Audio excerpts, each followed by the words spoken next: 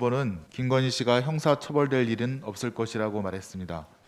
이는 전직 검찰총장으로서 검찰에 공개적으로 수사 가이드라인을 제시한 월권 행위입니다. 하지만 김건희 씨가 허위 이력으로 대학에 채용되어 급여를 받은 행위는 사기죄에 이미 분명합니다.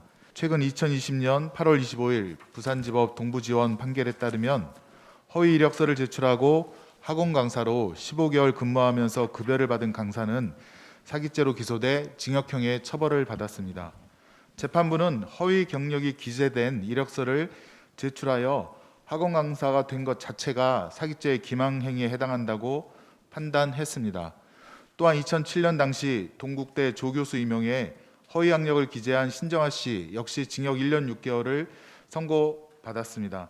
당시 대검중수부 검찰연구관이었던 윤 후보 자신도 신정아 사건에 투입돼 해당 사건을 수사하고 신정아 씨를 기소했습니다. 윤석열 후보는 자신이 과거 사기죄로 수사하여 기소한 사건과 같은 자신의 처해 범행에 대하여 형사처벌될 일이 없을 것이라며 자기 부정에 모순된 말을 하고 있는 것입니다. 김건희 씨가 수원여대 교원 임용에 허위 경력을 제출했다는 사실에 대하여는 차고 넘치는 증거와 증인들이 있습니다. 재직 연도도 틀리고 재직 기간도 다르며 무엇보다도 큐레이터가 아니라고 말한 대표도 있습니다. 윤석열 후보는 자신이 아직도 전직 검찰총장으로서 자기 마음대로 선택적 수사를 시키고 또 선택적 기소를 시킬 수 있는 것으로 착각하고 있는 것은 아닌지 궁금합니다.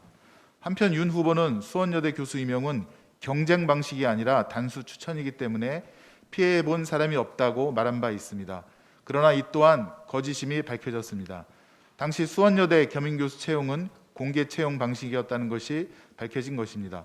누군가는 허위 경력으로 합격했고 누군가는 불합격의 아픔을 겪어야 했습니다. 그 때문인지 수원여대는 그 후 재단 공금 횡령 문제로 교내 양심 있는 교수들이 수원여대 재단을 고발하였을 때 검찰은 대부분의 범죄의 혐의에 대해서는 무혐의를 하고 일부만 벌금으로 약식 기소하는 특혜를 주었다가 법원에 의하여 정식 재판에 회부되어 제지되는 망신을 당하기도 했습니다. 검찰은 그런 망신을 다시 당하지 않으려면 김건희 씨의 의혹에 대한 신속하고 정확한 수사를 해야 할 것입니다. 조국 전 장관 딸의 일기장까지 압수한 검찰이 김건희 씨에 대해서는 서면 조사 등 아무런 조사를 하지 않고 있는 것은 도저히 수긍할 수가 없습니다.